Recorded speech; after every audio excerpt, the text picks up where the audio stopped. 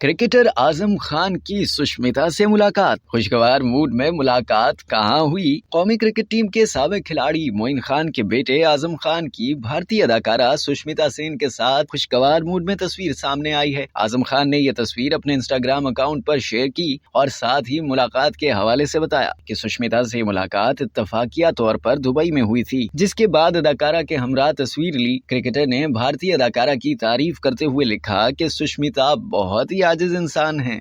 अब तक के लिए इतना ही। मज़ीद जानने के लिए सब्सक्राइब कीजिए डेली जंग यूट्यूब चैनल और लाइक कीजिए डेली जंग फेसबुक पेज।